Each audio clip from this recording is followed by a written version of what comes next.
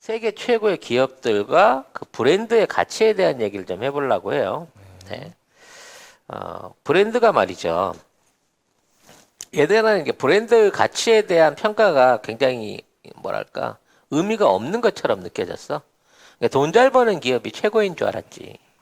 왜냐면 브랜드라는 의미가 매우 그 엉성하잖아요.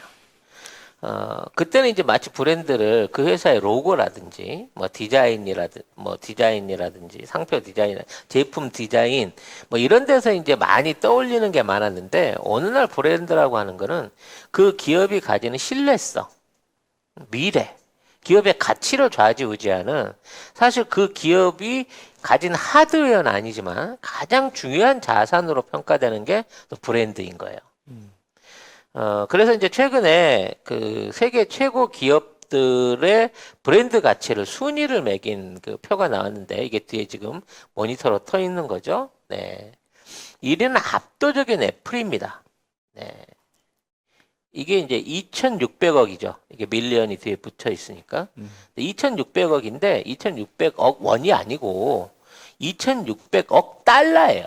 야, 엄청난 거죠. 거의 300조 원 가까운 돈인 거예요. 300조 원. 지금 이제 물론 애플이 그 총 주식 그 가치를 따져놓고 보면 지금 미친 장세니까 그 2조 달러가 넘어요. 2011년부터 세계에서 가장 큰 기업인 거야. 근데 그 2조 달러의 가치 중에 무려 4분의 1이 무형의 자산인 이 애플이라고 하는 브랜드라는 거지. 그래서 이제 쭉 이게 순위를 보게 되면 말이죠. 1위부터 10위까지 해놨는데, 자랑스럽게도 한국의 그 삼성이 네. 5위에 껴 있어요. 아, 1,000억 달러, 100조 원 가까운 브랜드 가치를 가지고 있다는 겁니다. 그러니까 삼성도 사실은 선전한 거지. 삼성의 애초에 처음에 로고가 뭐였는지 기억하시는 분들 있나요? 한자 아닙니까? 한자? 응? 한자로 이렇게 삼성. 그거는 야구단 로고고. 빨간색. 그러니까 아닌가요? 야구단으로 흘려 쓴 글씨였고 음. 전자제품이나 이런 데 쓰던 대표적인 브랜드는 사각형 세 개를 이렇게 붙여놓은 진짜 별 세 개였어요. 근데 이제 삼성이 이제 벌써 그게 30년 가까이 된 것 같은데 삼성이 브랜드 가치를 세운다고 해갖고 처음에 이걸로 이제 전체적인 디자인 로고를 바꿨어요. 그 당시에 이거를 몇백억 줬다 그러더라고. 맞아요. 디자인비만. 네. 그래서 나 욕했지. 야, 옛날 게 훨씬 낫대. 이건 나도 만들어 줄 것 같은데. 이 단순한 디자인에 몇백억을 주고 이런 걸 하나? 라는 맞아요. 생각을 해봤었는데, 지금 돌이켜 놓고 보면, 그게 삼성이 세계적인 기업이 될 수 있는 게 한자나 한글을 버리고, 단순한 푸른색의 영어 저 서체를 만들어 갖고, 먼저 선점을 한 게 지금 엄청난 가치로 돌아온 거예요. 그때 100억 주고 디자인을 했다고 하지만 지금 1,000억 달러가 넘으니까 100조 원이 넘으니까 사실 삼성이 성장하는 데 있어서 가장 히트 상품은 이 로고와 브랜드라고 봐도 될 거예요. 이게 이제 기업이 떠서 로고가 떴다라고 생각할 수 있지만 물론 기업이 품질력도 되고 삼성이 여러 가지 제품을 치고 이에 그 잉글랜드 프리미어 리그의 로고도 붙이고 첼시한테도 갖고 네. 막 그랬잖아. 그렇죠. 이런 거 이제 돈을 많이 써서 그런 것도 있지만 삼성이라고 하는 제품과 기업이 주는 호감이 결과적으로 이걸 만들어낸 거거든요. 그리고 이게 가장 확실한 마케팅이에요. 그 기업을 살려줄 수 있는 가장 확실한 마케팅. 그래서 세계 10대 브랜드의 가치를 보게 되면 이 10개의 기업이 순위로 나오는데 이 중에 7개가 미국입니다. 그리고 하나가 한국이고 2개가 중국인데 우리가 그 중국의 브랜드들보다 삼성이 훨씬 더 높은 가치에 있는 거죠. 일본은 아예 껴있지도 않고 그러네요. 독일도 마찬가지고요. 그런 식으로 따진다고 치면 아직 미국의 문화적 영향력이 대단하다라고도 평가할 수 있겠지만 이 틈바구니에 삼성이 껴있다는 것도 참 대단하다라는 거를 좀 생각을 해야 되는 거죠. 근데 이제 애플이라는 기업의 브랜드를 생각할 때는 우리가 이제 나는 저 로고밖에 기억이 안 나. 근데 저 애플의 로고가요, 단순해 보이지만, 저 10개의 로고들 중에 최고로 비싸잖아. 로고 가치만 해도 2,600억 달러니까. 근데 그 나머지 로고들이 따라갈 수 없는 굉장한 특별한 철학과 디자인에 대한 어떤 강점이 있어요. 한번 보면 잊지를 못해. 근데 더 놀라운 건 뭔지 알아? 모든 사람이 애플의 로고를 보면서 애플인 줄 알아채는데 애플의 로고를 정확하게 기억하는 사람이 15%도 안 돼요. 그러니까 애플의 로고가 검정색이었는지 빨간색이었는지부터 시작해갖고 이게 왼쪽을 파먹었는지 오른쪽을 파먹었는지, 그 다음에 요 잎사귀가 왼쪽으로 기울었는지 오른쪽으로 기울었는지 요거를 이렇게 이제 예를 들어 사지선다나 오지선다나 절대 못 맞춰. 어렵네. 이게 생각만 하면 지금 사실 떠올려 놓고 어렵네. 보면 이 애플 로고가 순간적으로 이게 이 베먹은 사과인 건 맞는데 이게 구체적으로 이렇게 단순한데도 네. 이걸 구체적으로 기억을 못 하게끔 디자인이 된 거예요. 근데 애플이라는 기업은 사실은 이제 처음 만들어지는 거는 뭐 스티브 잡스와 스티브 워즈니악 뭐 두 창업자가 아버지 창고에서 만들기 시작했다. 차고에서만 전설적인 얘기인데, 그리고 이제 차고에서 시작한 회사가 3년 만에 상장을 하고 막 성장해가지고 거의 한 25년 만에 세계 최고 기업이 되는데, 자, 이런 놀라운 성과를 거둬내는 그 과정을 떠나서라도 애플이 이렇게 성공할 수 있었던 강점이 뭐였냐는 걸 좀 생각해 봐야 된다는 거죠. 물론 애플의 컴퓨터가 우수한 건 사실이에요. 그리고 이 애플을 기획했던 사람들이 다들 천재고 어떤 그 컴퓨터 공학에서 많은 영향을 미쳤던 건 많지만 그 당시에 저 단순한 저 정도의 컴퓨터 기술을 활용할 수 있는 사람들은 굉장히 많았다는 거지. 근데 나중에 애플이 성공하는 철학 중에 하나가 디자인에 관한 철학인 거예요. 디자인에 대한 특별한 애정을 가지고 디자인을 뭔가 독특하고 뭔가 다른 어떤 사람들한테 특별한 인상을 줄 수 있는 디자인을 만들기 위해서 쭉 노력해 왔다는 거지. 그래서 뭐 옛날에 그 컴퓨터로 만졌던 육각형의 구처럼 생긴 컴퓨터라든지 초창기에 저런 일체형 모델들 모니터랑 같이 붙어있던 일체형 모델 등등 이런 것들은 지금도 희귀템, 레어템으로 맞아요. 굉장히 고가에 판매되는 사람들한테 잊혀지지 않는 디자인의 가치를 발휘하는 거예요. 후에 이제 사실 컴퓨터로는 큰 돈을 못 법니다. 일단 하드웨어 시장에서는 IBM한테 밀렸고요. 소프트웨어 시장에서는 빌 게이츠한테 뒤통수를 맞죠. 특히 이제 애플의 강점은 애플 컴퓨터의 강점은 디자인 그 설계 능력이 뛰어났던 거예요. 그 프로그램 자체가. 그러니까 지금도 뭐 화질이라든지 디자인이나 이런 것들을 생각하는 뭐 포토그래퍼나 디자이너들, 뭐 컴퓨터 작업자들은 다 맥을 쓰는 거와 마찬가지로 영상 편집도 맥에 일단 있고. 기본적으로 영상에 관련된 소프트웨어 하드웨어를 굉장히 잘 만드는 회사였어요.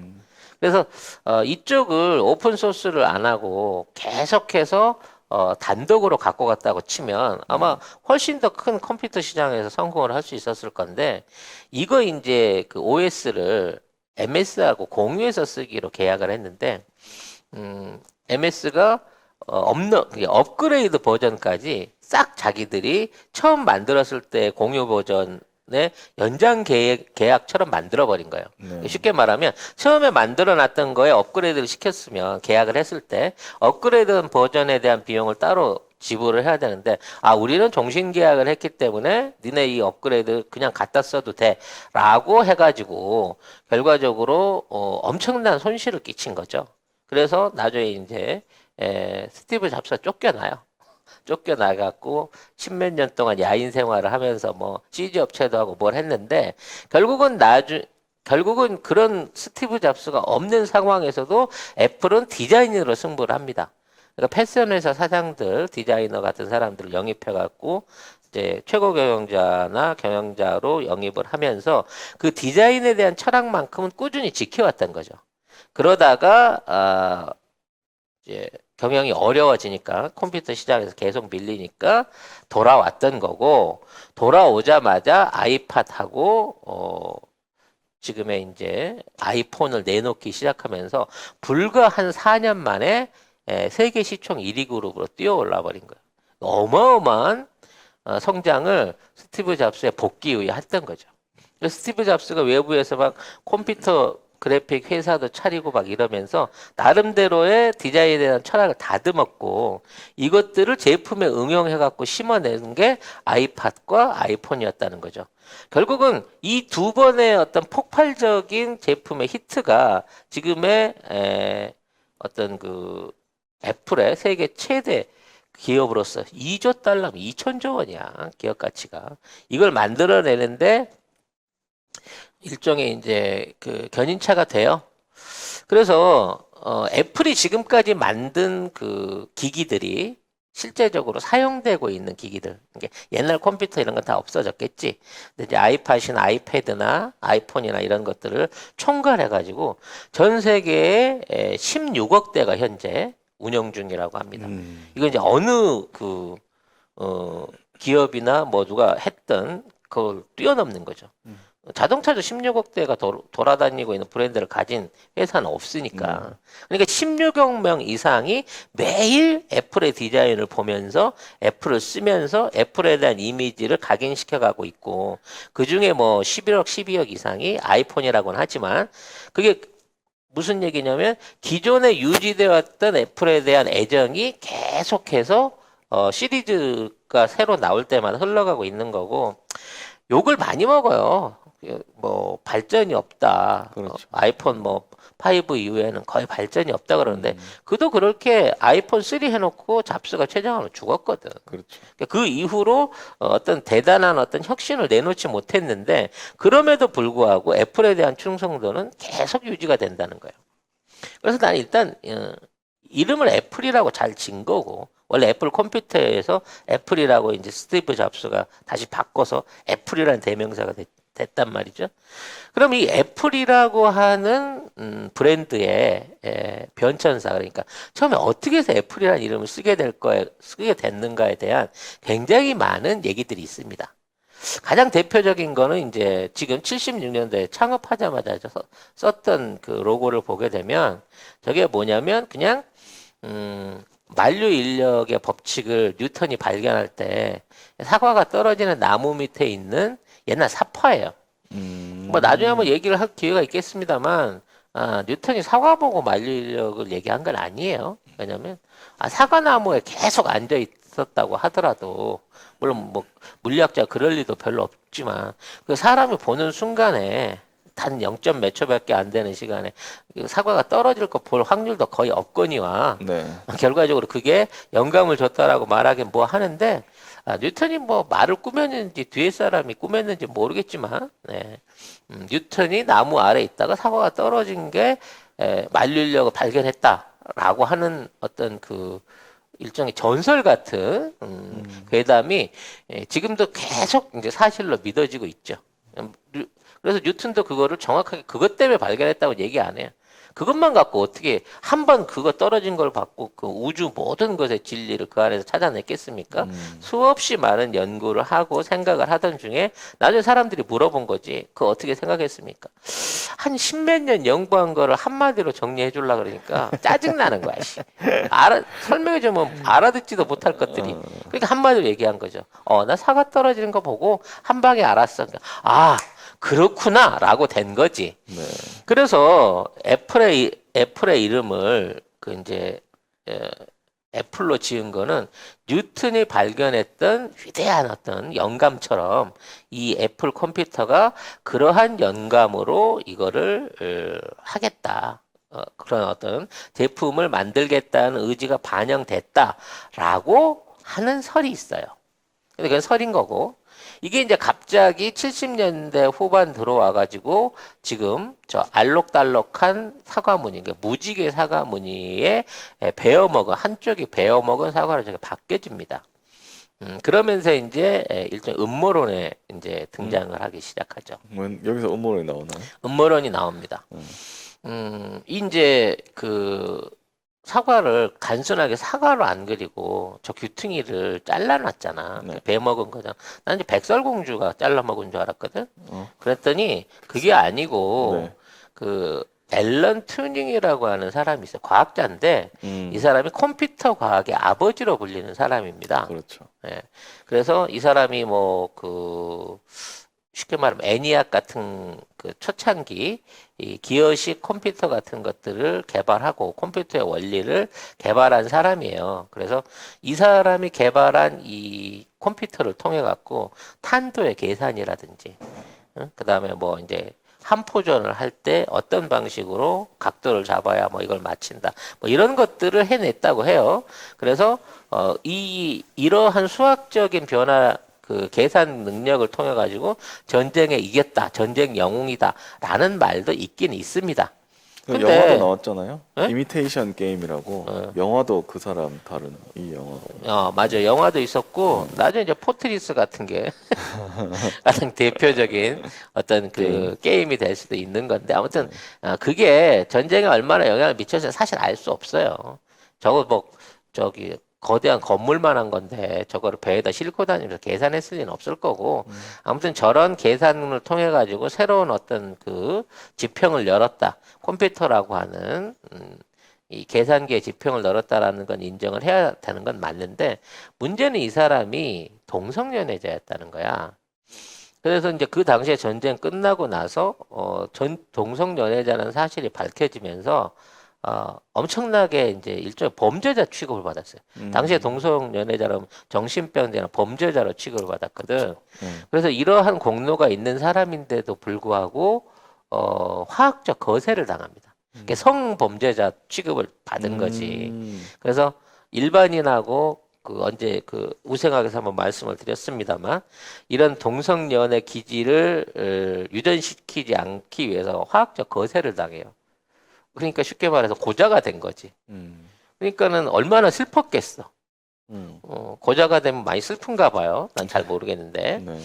그래서 그 고자가 된 상황에서 뭘 했냐면 청산가리가 발라져 있는 사과를 베어 먹고 자살을 하게 됩니다. 근데 저 애플의 디자인을 딱 봤는데 무지개야 일단 네. 사과가. 무지개가 원래 동성연애의 상징이거든. 그런데다가 이걸 베어 먹었단 말이야. 그래서 이제 동성연애자 앨런 튜링의 죽음을 애도하기 위해서 한 거다. 그러면서 동시에 워즈니악과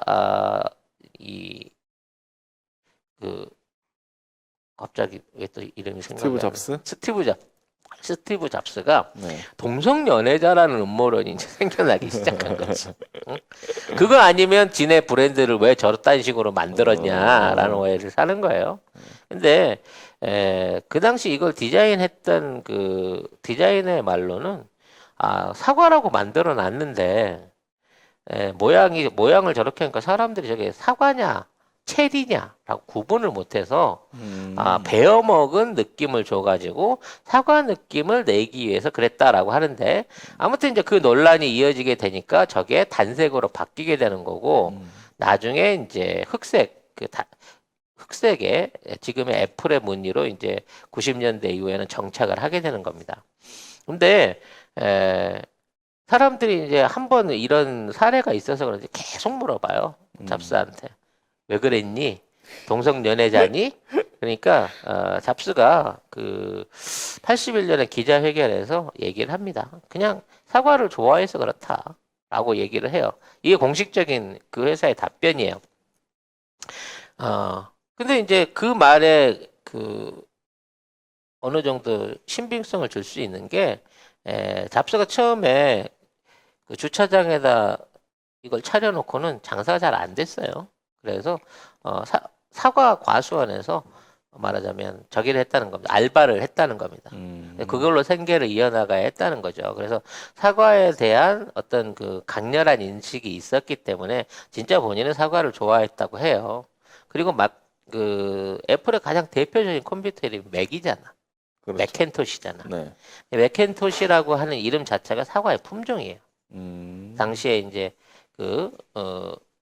잡스가 아마 농장에서 작업을 하던 사과의 품종이었을 것이라고 추측이 되는데 아무튼 그래서 사과를 좋아했기 때문에 그냥 난 단순하게 애플이라고 붙인 거지. 근데 단순하게 붙였든 또는 뭐 단순하게 디자인을 했든 어쨌든 이 디자인 자체는 지금 전 세계에서 가장 유명한 디자인이 된 겁니다.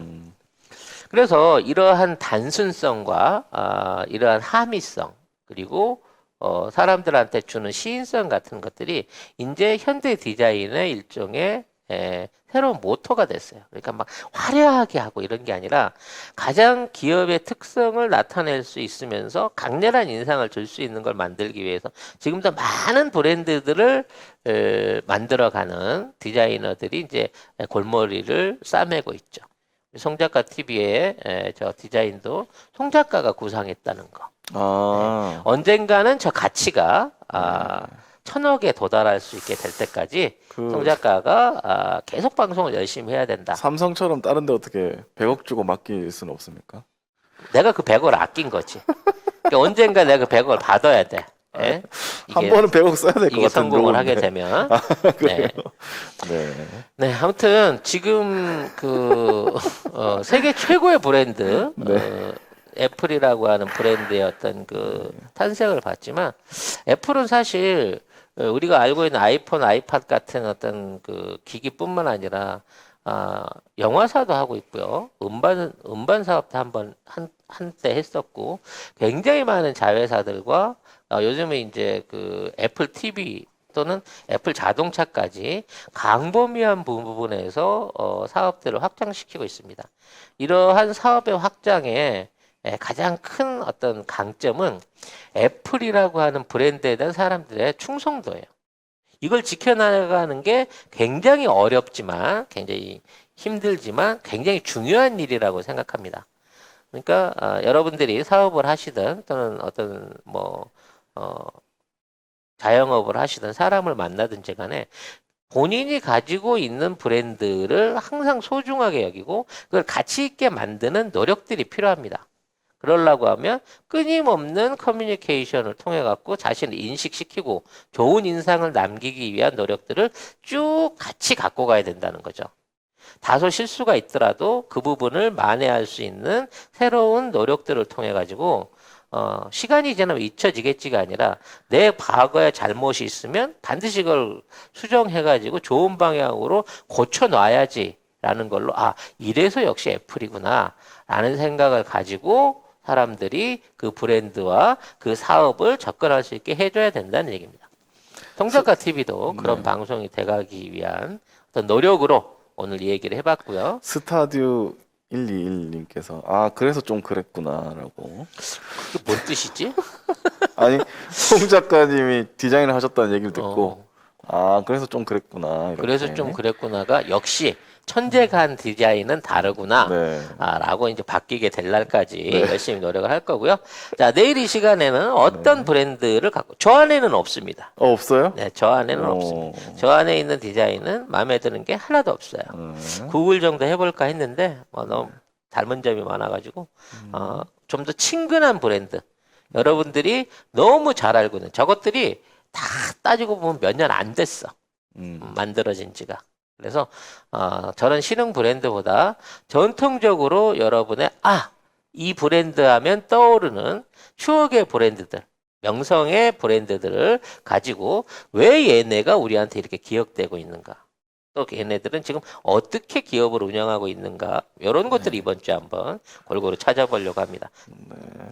자, 오늘은 똑같이 이제 지난주하고 이어가는 주제인데요. 오늘은 디즈니에 관한 얘기를 좀 해보려고 합니다. 디즈니. 네.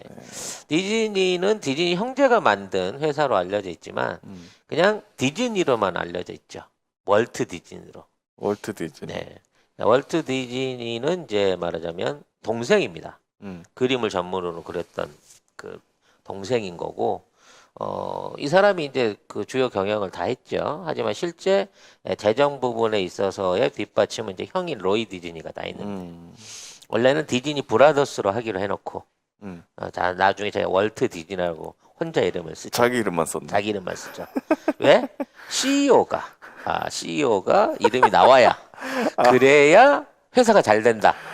송작가 TV 같은. 그런 거지. 아주 나랑 일맥상통하는 게 있는 그런 마인드를 가진 양반이에요. 네. 그래서 굉장히 좋아합니다. 그래서 이 디즈니에 관련된 어떤 그 기업에 대한 변천은 디즈니의 생존과 디즈니의 사망 이후로 바뀝니다. 그러니까 월트 디즈니가 살아 있었을 때는 이제 말 그대로 어떤 문화 산업의 거장이고요. 사실상 미국의 대중문화를 완착시켰다라고 듣는 사람이기도 한데 사망하고 난 이후에 월트 디즈니는 이제 그동안의 어떤 그 문화 사업 부분도 잘 해나갔지만 그보다 이제 훨씬 더 엄청난 자본들을 투자해 갖고 일종의 문화를 좌지우지하는 문화적 공룡이 됐어요. 근데 이러한 공룡이 될 수 있었던 결정적인 이유는 뭐냐? 저작권입니다. 그래서 우리는 월트 디즈니를 저작권의 왕국, 디즈니사를 그리고 저작권을 통해서 전 세계에 영향을 미친 저작권 법 자체에 영향을 미친 기업으로 인식을 할 수 있어요.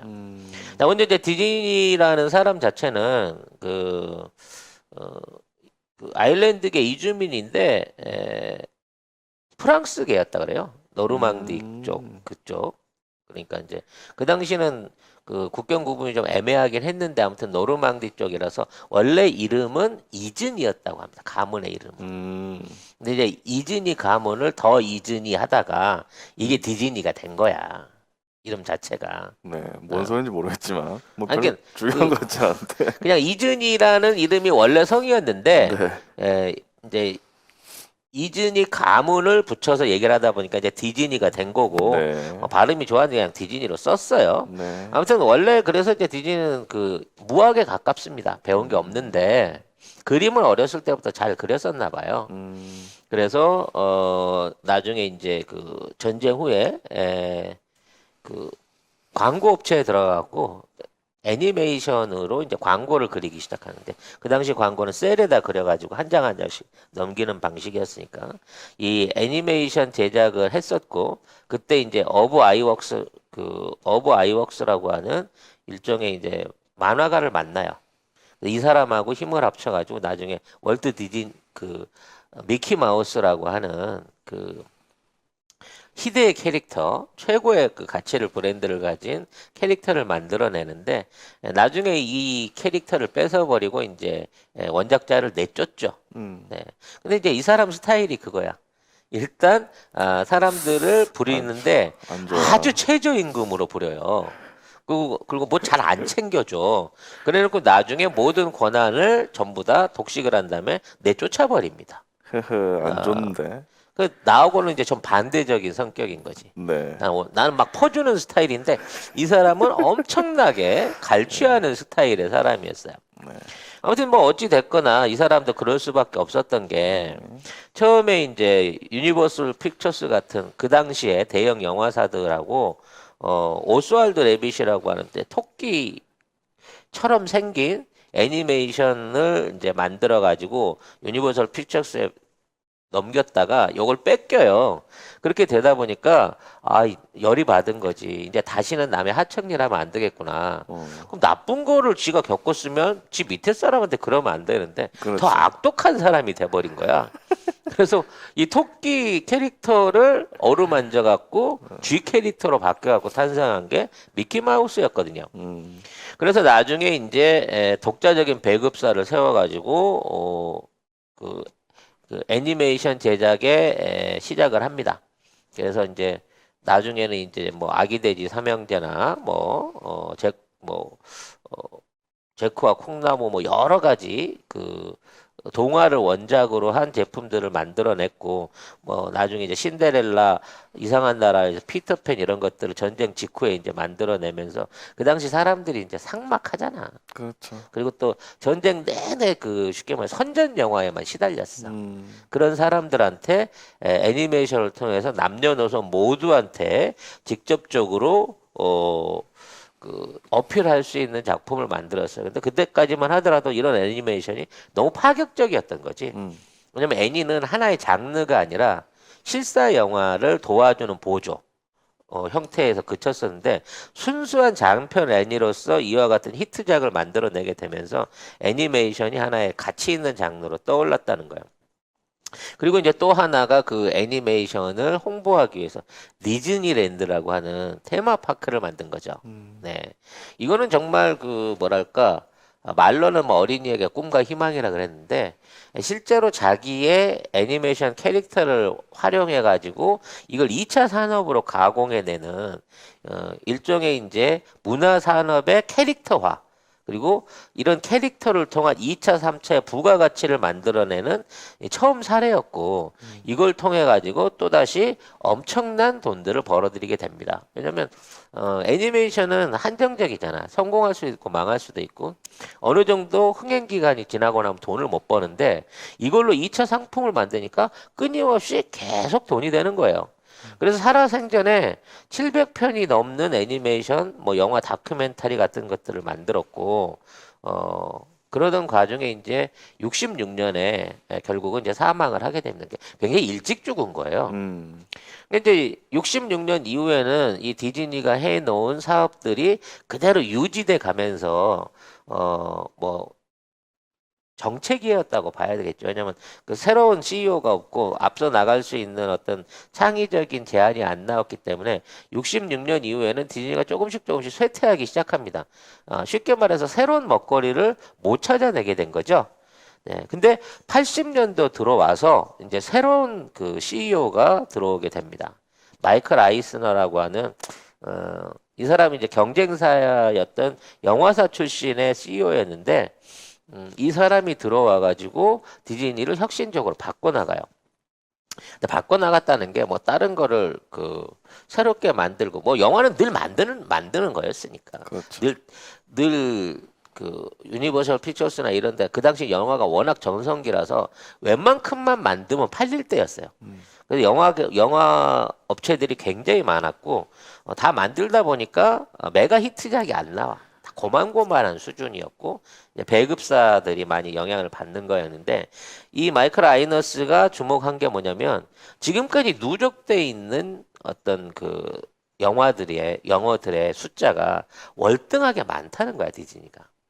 디즈니는 2차 산업을 통해 가지고 캐릭터들을 양산해 갖고 왜냐면 실사 영화는 캐릭터를 못 만들잖아. 그렇죠. 근데 애니메이션들은 캐릭터 하기가 좋단 말이야.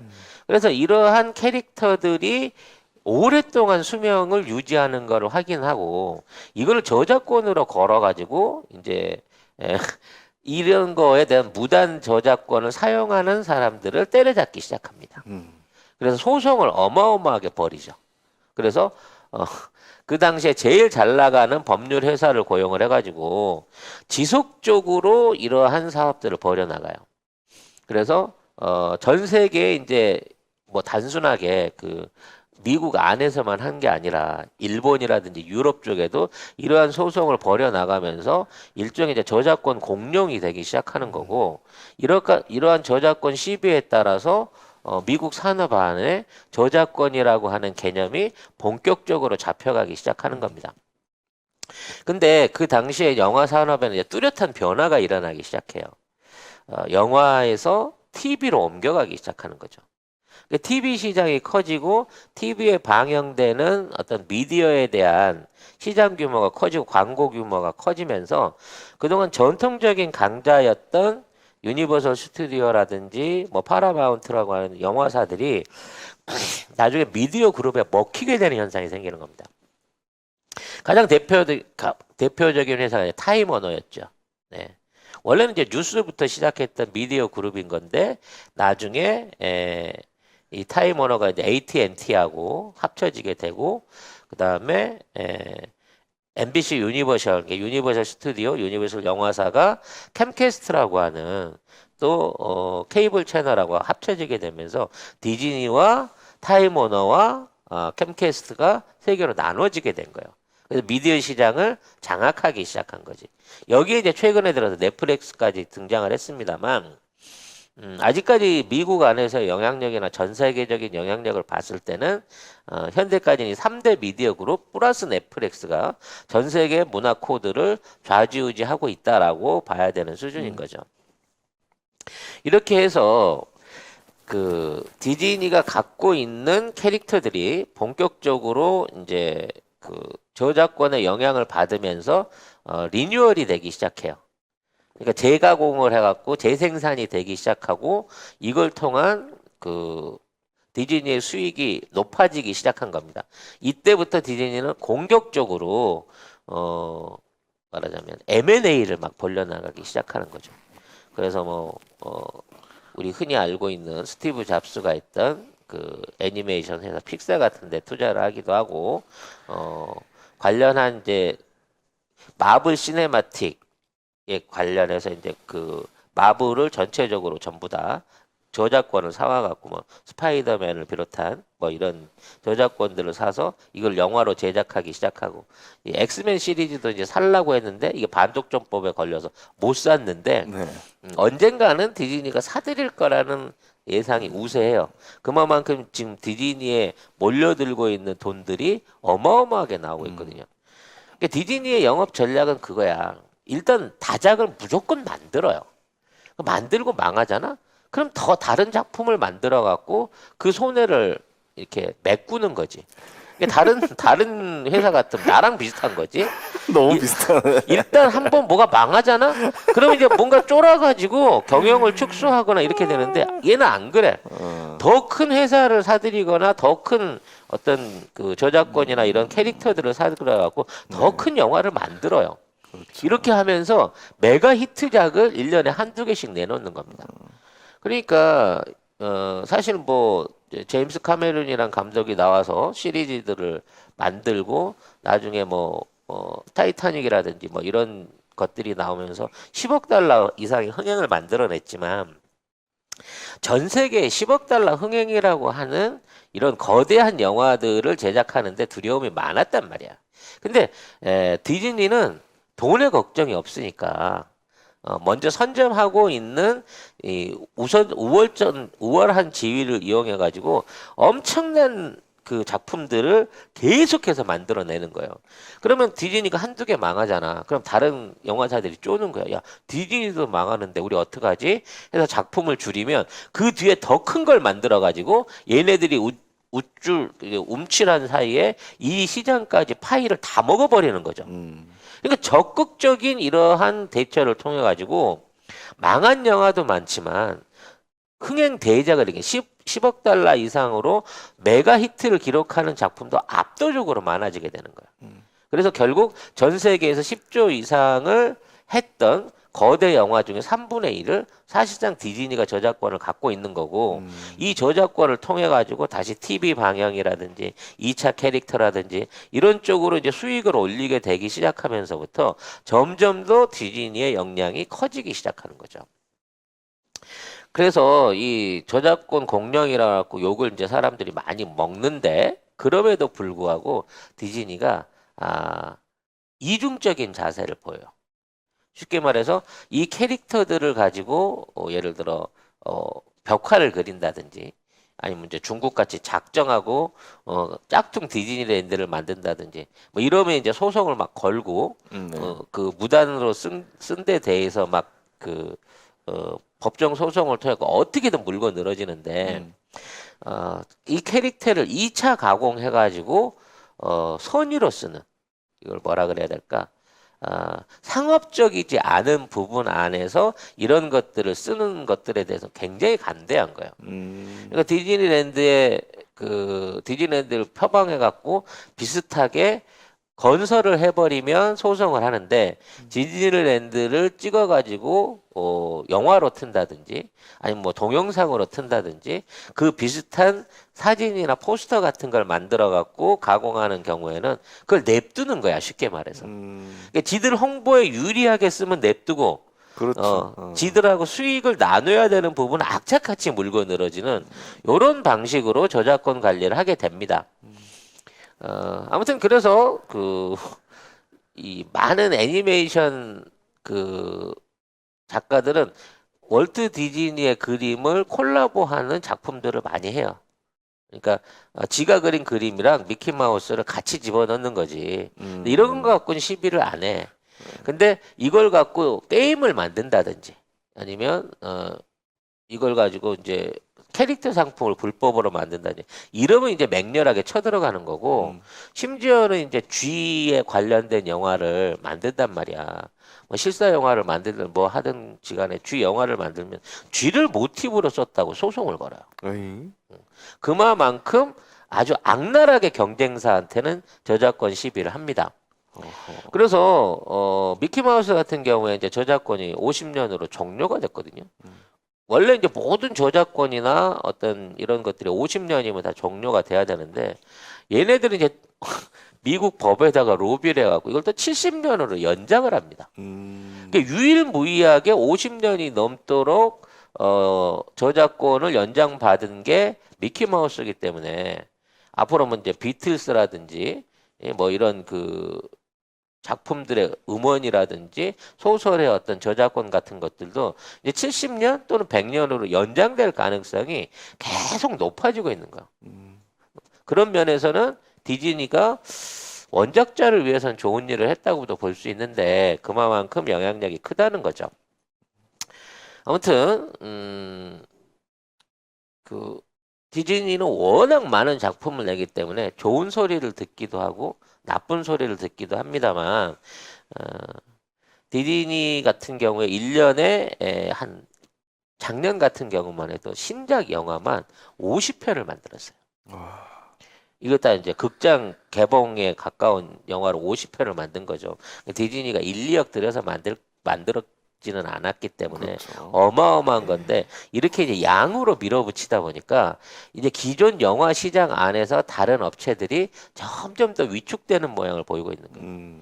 그러니까 엑스맨이나 뭐 스파이더맨은 잘 나가는데 마블 이런 애들이 몰아붙이려고 하더라도 마블 시즌이 2개월이라 그러면 디즈니 시즌이 10개월을 틀어버리기 때문에 이런 기존 영화 시장 안에서 이게 많이 밀리고 있다는 거예요. 그리고 기존에 망했던 영화사들의 각종 그 과거 저작권들을 계속 사들여 갖고 이걸 갖고 이제 넷플릭스에 저항할 수 있는 채널을 만들어서 내는 거죠. 그러니까 넷플릭스는 전 세계 TV 시리즈들을 사들이고 그걸로 해서 가고 있지만 영화 시장 안에서만큼은 넷플릭스가 넷플릭스 오리지널이 디즈니를 따라갈 수 없기 때문에 현재 넷플릭스가 개척하고 있는 시장 안에 디즈니가 들어오게 되면 어떤 방식으로 또 경쟁이 일어날지 몰라요. 뭐 애플 TV도 하고 있기는 합니다만 내가 보기에 애플은 모바일 쪽으로 팔기 위한 걸로 가는 거고 유선 TV 시장 안에서는 결국 넷플릭스하고 디즈니의 싸움이 될 건데 조만간 디즈니가 저는 넷플릭스를 따라잡을 거라고 생각을 해요. 돈이라든지 만들어내는 컨텐츠의 질 자체가 틀려.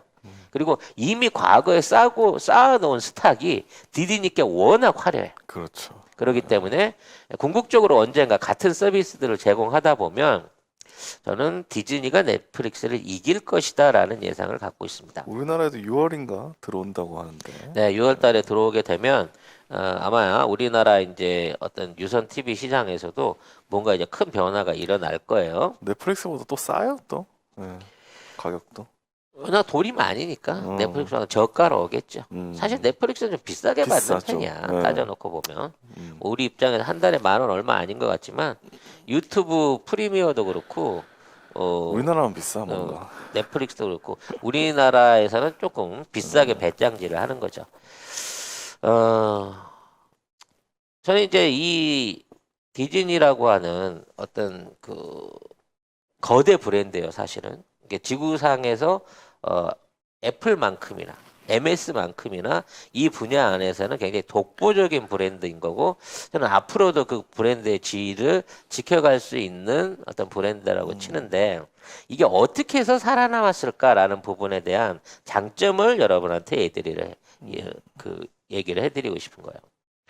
일단 애니메이션을 하나의 장르 그리고 아트의 경지로 끌어올린 사람이라고 인정을 해야 돼요. 그러니까 그 전에 그림이라고 하는 거는 영화 실사에 비하면 굉장히 이제 인정을 못 받는 대목이었어요. 물론 누군가가 나섰더라도 애니메이션을 키워낼 수 있었지만 월트 디즈니의 재능과 적극성이 아니었다면 지금의 애니메이션 시장이 이만큼 발전할 수 있었겠느냐라는 부분인 거고요. 지금 이제 그 뭐 앤디 워홀 같은 팝아트 또는 뭐 그래비티 같은 여러 가지의 팝아트의 장르들이 만들어질 수 있었던 게 사실은 월트 디즈니 덕분이었다고 봐요. 그리고 이 팝아트는 현재 그 매출 규모로 보나 또는 문화적인 코드로 봐서 전통적인 아트를 이미 넘어섰다는 평가가 더 많습니다. 그러니까 우리가 일상적으로 보는 회화나 이런 부분에서 이루어지는 거래 시장이라든지 문화적 친밀도보다 팝아트가 그려내주는 시장이 훨씬 더 크고 이로 인해서 21세기 사람들의 눈높이가 완전히 달라진 부분이 있다는 거죠. 가장 대표적인 게 우리가 뭐 자막이라든지 글씨체라든지 뭐 여러 가지 그 자막들을 활용한 기술들 이런 것들이 사람들한테 일종의 시그널로 정신적인 영향을 줘요. 그러니까 일상적으로 가만히 있는 글자만 보면 사람들이 이제 답답해합니다. 뭐 이거 흘러가든지 막 커지든지 막 이런 여러 가지의 영향을 주게끔 만들면서 사람들이 대중 매체를 통해서 전달하고자 하는 데 있어서의 일종의 자기도 모르는 코드를 받아들이게 된다는 거죠. 그래서 팝아트 자체가 아트적인 면에서도 영향을 미쳤지만 사람이 이 그림을 통해 가지고 감정적인 또는 뭔가를 전달받을 수 있을 만큼 현대인한테 강력한 거를 미치고 있다는 거고요. 실질적으로 텔레비전을 키운 인물이기도 합니다. TV가 처음 등장했을 때 TV가 영화를 이길 수 있을 거라고 생각하는 사람 아무도 없었어요. 영상의 화질이라든지 사이즈라든지 거기에 다양성 같은 걸 생각했을 때 TV에 누구도 투자를 안 하고 영화가 대중문화의 중심으로 계속 유지될 줄 알았는데 월트 디즈니가 최초로 TV 프로그램에 적극적으로 프로듀싱을 해준 사람이에요. 그러니까 단순하게 이 사람이 애니메이터뿐만 아니라 실사 영화, 다큐멘터리, 뭐 장편, 단편 애니, 광고, 음악 거기에 관련 뭐 캐릭터 굿즈, 교육 프로그램 이 모든 것들의 제작을 했고 이걸 TV에 공급해 갖고 TV 쪽으로 수없이 많은 사람을 끌어들인 게 실제적으로 디즈니라는 거죠.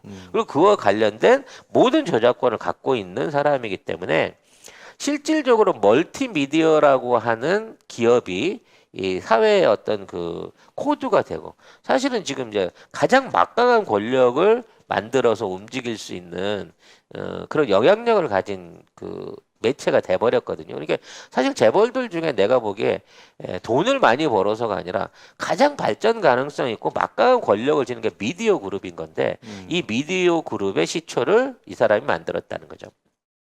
그리고 그런 반면에 탈정치화 하려고 많은 노력을 했었어요. 예를 들어 이제 동화를 많이 하기는 했지만 처음에는 동화에 대한 비난이 굉장히 많았어. 백설공주 왜 아무것도 안 하고 난장이한테 얹혀먹냐. 인어공주는 왜 저렇게 야하냐. 뭐 이런 류의 그 비난들이 굉장히 네. 많았단 말이에요. 문화적인 코드로 이제 시비를 걸라고 했던 건데 네. 그래서 나중에는 좀 더 그 긍정적이고 뭔가 이제 활동하는 여성상을 만들어내려고 했고 그런 와중에 이제 동양인, 서양인 이런 구분 안에서의 차별을 줄이기 위해서 나름 노력을 했었고요. 항상 동화는 동화다워야 한다라는 차원에서 권선징악이나 또는 뭐 그 아름다운 행복 같은 거를 만들어내기에 노력했지만 그런 와중에서도 여성의 캐릭터들을 강화하고 뭔가 이제 자주적으로 활동하는 여성의 모습을 보이려고 많이 했었어요. 가장 대표적인 게 겨울왕국 같은 거죠. 공주가 단순하게 왕자한테 보호받는 공주가 아니라 자기 스스로 나서서 주변을 그 바꿔내려고 한 노력들을 보여주는 거였죠. 그래서 지금도 디즈니 영화사 안에서는 40% 이상의 감독을 여성으로 쓰고 있다라고 하는 얘기도 있어요. 근데 이제 그 반면에 정치적으로 욕을 먹는 부분도 참 많습니다. 가장 대표적인 게 이제 그 중국에 너무 아부한다. 라는 얘기인 거죠. 최근에 뮬란 같은 영화에서 보여지는 어떤 그 어디죠? 신장지구에서 이걸 찍었는데 그와 관련한 어떤 인권 문제에 대한 게 없었던 거. 그다음에 이제 닥터 스트레인지 같은 경우도 그래요. 닥터 스트레인지 영화 보신 분 알겠지만 거기에 이제 그 수도하는 수도승들이 이제 티베트 계열 불교를 하는 수도승 밀교의 이제 수도승들인데 거기에 대장을 서양 여자를 떡하니 등장시켜가지고 이거 왜 다른 사람은 부하들은 다 동양 사람인데 왜 대장은 서양 사람이냐? 왜 동양 밀교를 서양 의사가 와갖고 제일 잘 배워갖고 지가 대장이 되는 건데 뭐 이런 얘기들도 많았어요. 근데 이제 작품을 만들던 과정에서 네. 일종의 이제 흥행 때문에 그런 것도 있지만 결과적으로 이런 부분에서 영향력을 발휘를 하면서도 공정적인 거를 좀 공정한 거를 지켜가려는 노력은 하고 있다라는 평가를 받고 있죠. 근데 아무튼 결과적으로 월트 디즈니는 쓰레기였습니다. 왜냐하면 월트 디즈니는 그 초반에 자신의 저작권과 주변에 있는 애니메이터들한테 이걸 다 이제 거의 뺐다시피 했거든. 그러니까 우리 회사에 와서 일을 해라고 해서 이걸 창작을 했는데 창작을 하고 난 다음에 권리는 내 거, 돈은 쥐꼬리만큼만. 그래서 이제 소송을 붙으면 소송에서 이제 저쪽에서 뭔가 소송을 해올라 그러면 얘네들을 공산주의자라 그래갖고 FBI에 다 찔렀어요. 그럼 또 FBI가 또 잡아다가 다 공산주의자를 만들어 줍니다. 그래갖고 저작권 소송에서 많이 이겼거든요. 그래서 뭐 이 사람 때문에 자살한 사람도 있고 뭐 그 당시엔 아주 악명이 높았던 사람인 거죠. 그리고 뭐 동성연애자라는 얘기도 있었고 친나치주의자다, 유대인 혐오주의자다, 반페미주의자다 뭐 이런 얘기가 많았는데 그건 그 사람의 개인적인 경영적인 철학인 거고 송 작가는 절대 그런 사람이 아니기 때문에 그와 같은 길을 걷지는 않을 겁니다만 어찌 됐거나 이 사람이 이마만큼의 창의력과 상상력을 가지고 이걸 구현하려고 했던 노력 그리고 그 성과만큼은 어느 정도 인정을 해줘야 된다는 거죠. 우리한테 새로운 예술과 새로운 문화의 가치를 실질적으로 만들어낸 사람이기 때문에 이 사람은 뭐 문화예술계 에디슨이다, 또는 그 현대 문화를 다양하게 발전시킨 노력을 했던 모차르트와 베토벤의 기능을 다 했다라고 저는 개인적으로 생각합니다. 이 사람이 남긴 어력 중에 딱 한마디만 소개를 시키자면 꿈꾸는 것이 가능하다면 그 꿈을 실현시키는 것도 가능하다는 거예요. 꿈을 꾸면 모든 게 다 된다는 겁니다. 내 모든 꿈을 쟁취한 어떤 시작이 생쥐 한 마리에서 시작됐다는 것을 기억해라 그러죠. 우리 송 작가 TV도 골방에서 저 혼자서 시작한 지가 이제 불과 5년입니다만 이제 연합뉴스를 아니지 우리는 YTN을 인수하고 CNN을 인수하고 세계적인 미디어 그룹으로 발전할 꿈을 꾸고 있지 않습니까? 네, 그러기 위해서 노력하는 어떤 꿈이 있는 CEO.